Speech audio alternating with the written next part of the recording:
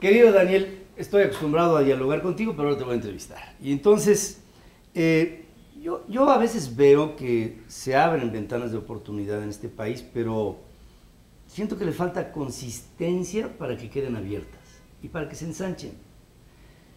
Desde la óptica de un hombre que está al frente de una organización bancaria y de servicios financieros, ¿qué le hace falta a México para realmente consolidar un camino hacia adelante con una visión más amplia de la que en este momento veo que no tiene un ángulo tan grande?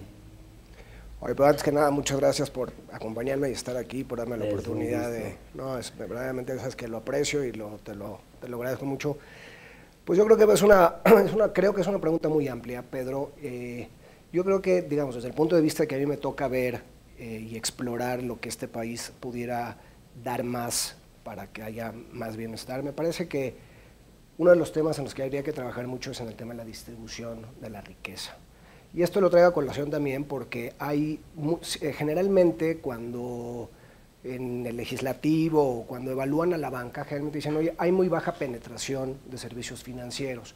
También lo que creo es que hay una gran concentración de riqueza. Y me parece que quizá una de las cosas en las que se pudiera pensar es en crear elementos y políticas públicas para mejorar primero la distribución de la riqueza y evidentemente que cada vez emerja una mayor clase media. Y una clase media sólida, ¿no? Porque por algunas mediciones la clase media puede ser, bueno, desde gente que gana 7,000, 8,000 dólares anuales hasta gente con ingresos como 35,000 dólares como en países industrializados. Ahora, ese es un tema. ¿Cómo llegas a generar mejores niveles de bienestar?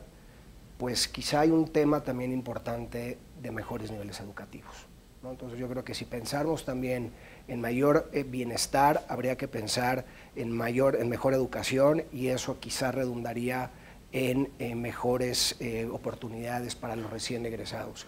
Y luego, bueno, Pedro, pues un tema que me parece fundamental en un país como el nuestro es cómo disminuir los niveles de corrupción que hay en nuestro país, que seguramente pues tienen un impacto, se calcula que puede representar hasta el 2.5% del PIB, imaginemos en un PIB cercano al $1 trillón. Entonces yo creo que bueno, si tratamos de entender por qué esas raíces están ahí, cómo trabajar en ellas, creo que se pudieran ensanchar Y oportunidades. fíjate, sería el 2,5% del PIB el tema de la corrupción, pero anímicamente es en el 100%, porque lo que nos damos cuenta es que en todo hay que aplicar una partida para que las cosas fluyan, una especie como de lubricante. ¿Qué me hablas de los monopolios? Cuando sale la ley antimonopolios en la sección anterior, le preguntaba yo al subsecretario de Comercio, de Economía de aquel tiempo, si estaban contemplados todos los monopolios. Y me dijo, sí. Le digo, no, pero yo me refiero a los públicos y a los privados. Me dijo, no, nada más a los privados. ¿Hay la forma de realmente quitarle este esquema monopólico a la economía cuando nada más se ve de un lado? Y te hablo de, por ejemplo, quitarle un tema monopólico a la telefonía o a la televisión, pero no a Pemex o a la CFE. ¿Se puede? Yo creo que seguramente la pregunta es si se puede o no, yo creo que en el corto plazo me parece que será difícil verlo. También no hay que olvidar, Pedro, que también hay monopolios propios del Estado, como es la emisión de billete, el ejército, y que por lo tanto hay ciertos monopolios que naturalmente crea el Estado, desde mi punto de vista, evidentemente. Ahora, que si se podrá, yo creo que sí. La gran pregunta es qué batallas tendrán que elegir aquellos hacedores de políticas públicas y aquellos personajes que hoy están en el poder y que tienen tiempos cortos para definir qué monopolios son los que habría que empezar a abrir primero. ¿Por qué razón? En función de su bienestar común y qué tan posible es llevarlo a cabo, ¿no? Entonces, ¿qué es más importante? ¿Abrir la CFE o abrir Telecom?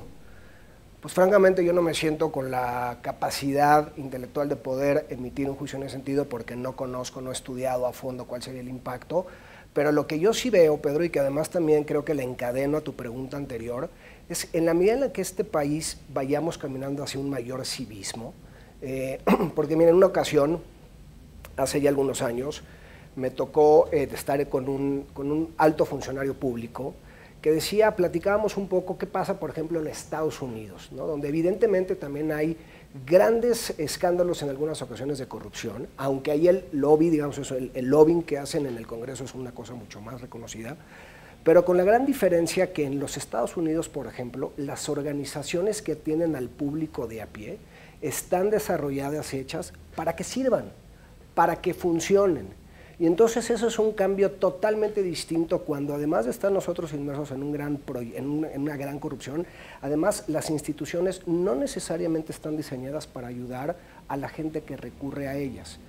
Yo creo que también si fuéramos capaces, Pedro, de ir modificando esta conducta cívica de cómo nos comportamos en el día con día, y a lo mejor me iría a cosas sumamente sencillas como por ejemplo ser más respetuosos cuando vamos manejando en el auto.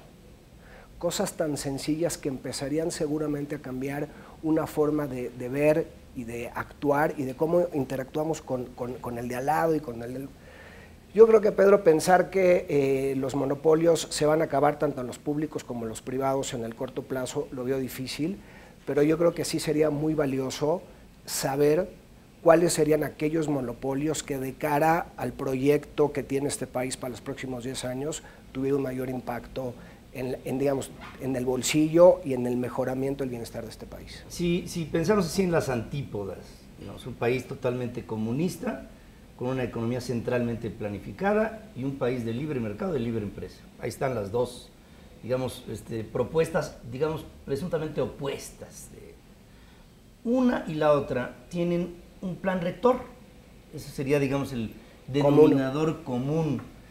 Aquí le llamamos el Plan Nacional de Desarrollo. Yo creo que no tenemos una óptica clara de qué es la médula de nuestro Plan Nacional de Desarrollo. Lo acaba de dar a conocer el presidente Peña y no tengo una idea clara de si ese termómetro, vamos a pensar en caso de que lo siguiéramos, nos garantizaría un paraíso, o por lo menos un pretendido paraíso en 6 años. Lo que te quiero decir con esto es, no hace falta un poco más de disciplina para ver en dónde estamos y a dónde queremos llegar de todos los sectores para que pusiéramos objetivos comunes que nos llevaran a pretensiones iguales. Tú acabas de sentar las bases de lo que sería, por ejemplo, un objetivo. Hagamos una clase media consolidada y cada vez más amplia. Hagamos una sociedad cada vez más educada, hagamos, etcétera, infraestructura, funcionalidad que nos permita desregular. Yo vengo hablando de regulaciones desde Salinas, como cronista, y yo veo de todas maneras que hay procesos muy tortuosos, hasta en los altos niveles. No nos hace falta una decisión política mucho más profunda, pero no solamente que la aporte el sector político, sino el sector empresarial. Que el sector empresarial levante la mano y si no le hacen caso, que dé un manotazo. Que participe. Que esté, que... Yo creo que todo el mundo está muy esmerado en cuidar su parcela. Eso es a lo que te quiero... Yo creo que además el empresario mexicano tiene otra característica, pero yo sé... si tú coincidas, pero por un lado siempre queremos menor intervención del Estado, pero cuando hay problemas... Vamos por él. Vamos por él.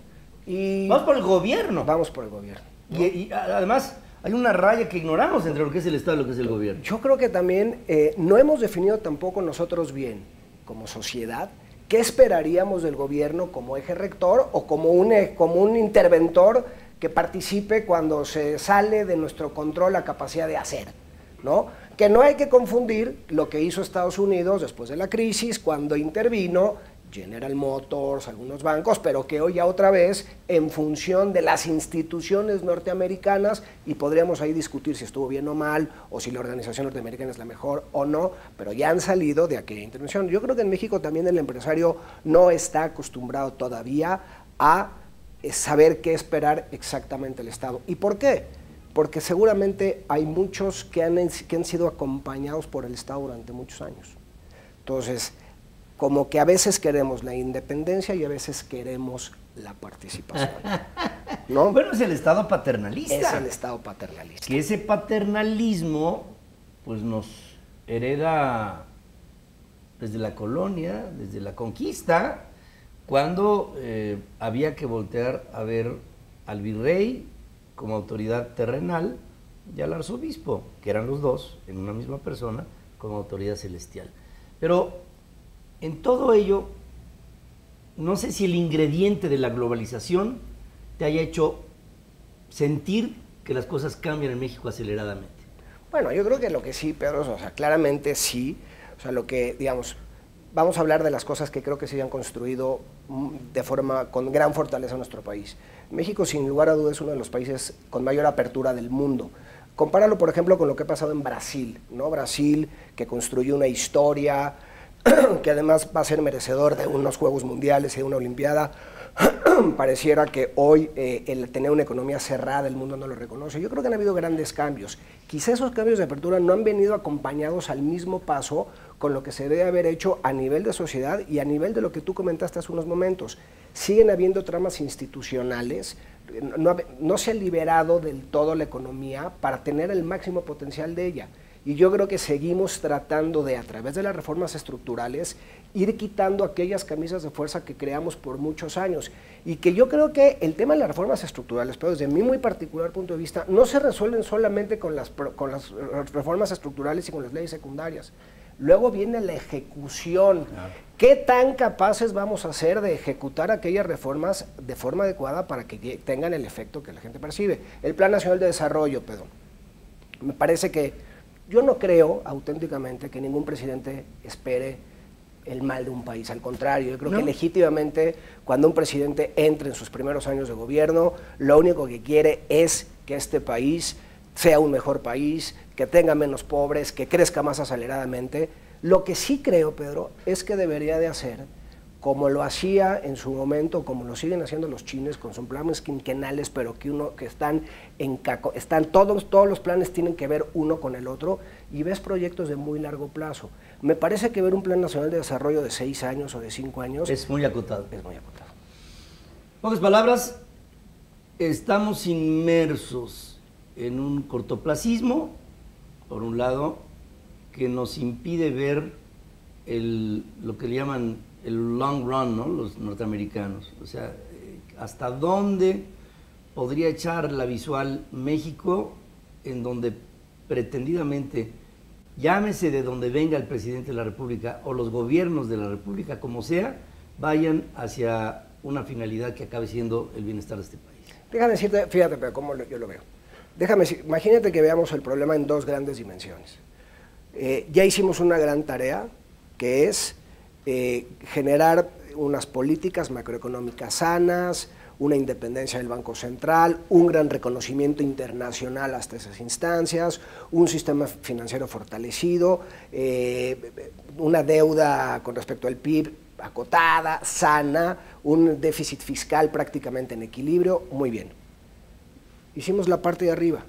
Mi pregunta es, ¿qué hemos hecho abajo para liberar el máximo potencial de todos aquellos que estamos todos los días trabajando para tratar de crear y generar valor agregado?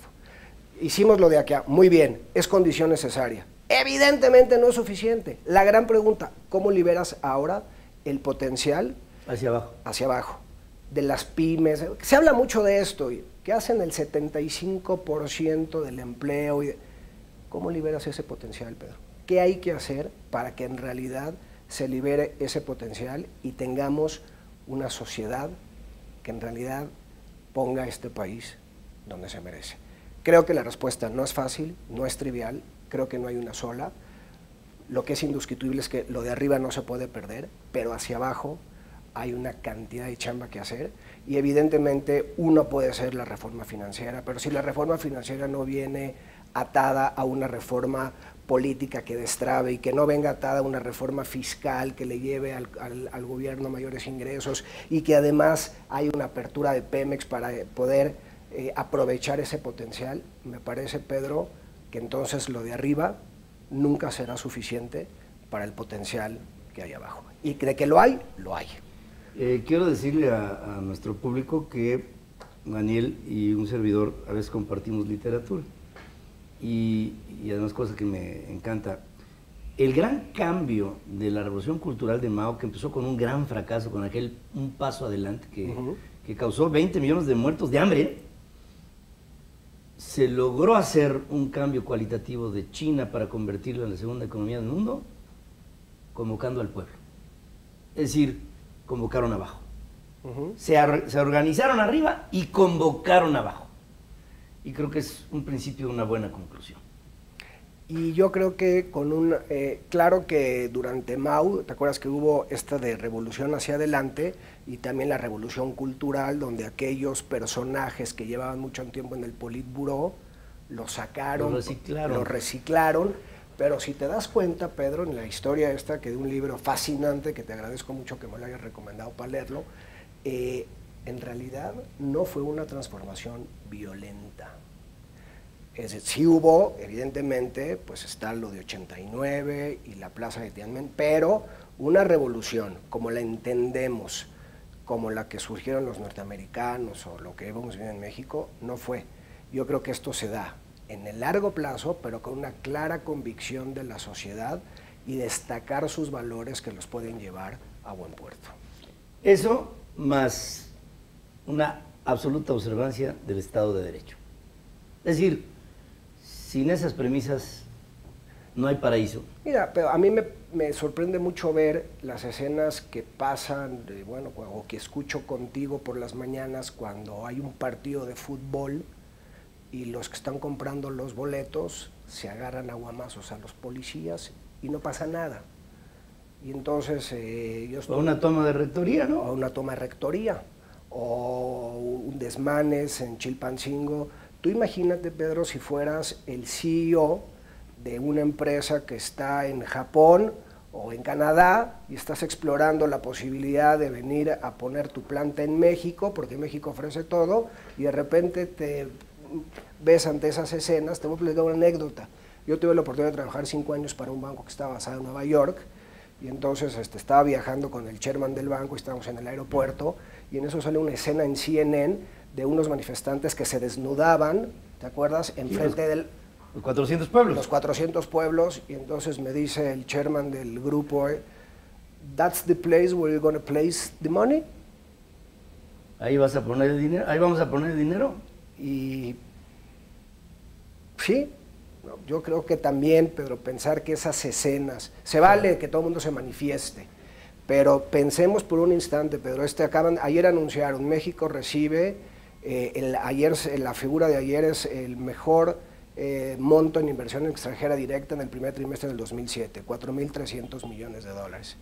Yo le pregunto a toda la gente que te escucha a través de este medio y de otros medios, Pedro, ¿tú crees que 4.500 millones de dólares sería el monto máximo que este país pudiera recibir en un trimestre? En inversión extranjera, teniendo la geografía que tenemos, la mano de obra calificada que tenemos, la infraestructura que hay y la que falta por construir, costas, petróleo, comida, ¿qué falta? ¿Cómo hacemos para liberar eso que está ahí abajo? Y que hay gente que sí lo está aprovechando, Pedro. Los chinos. Entiendo que los chinos es una población de 1.300 millones de habitantes, pero ¿cómo te explicas que una fábrica automotriz prefiera ponerse en China para manufactura, no para consumo propio, en China que en México? Eso es algo que no podemos permitir que eso suceda. Si no hay políticas claras, eficientes, con una visión de largo plazo, y además liberando aquellas ataduras que tú dices, Pedro, seguramente no vamos a poder pasar de niveles de crecimiento a 2,5 y 3. Y yo te preguntaría, Pedro, ¿es suficiente con los requerimientos que tiene este país crecer a esas velocidades? Yo le digo a nuestra audiencia, qué bueno que le rasqué a este hombre, ¿no? Porque después de todo nos da una sensación de que todo se puede hacer. Vale la pena aplicarle a esto una voluntad política, mucha estrategia y muchas tácticas. Y esto es algo que aquí se propone en esta revolución del intelecto. Daniel Berke, gracias por estar aquí conmigo. Me contaba, pero creo que íbamos a hablar de la industria. Ahora sí me agarraste en upside, pero espero que haya quedado bien. Un placer. Al contrario, muchas gracias, Pedro. Un placer el haber pensado contigo y estoy seguro que ustedes habrán quedado satisfechos.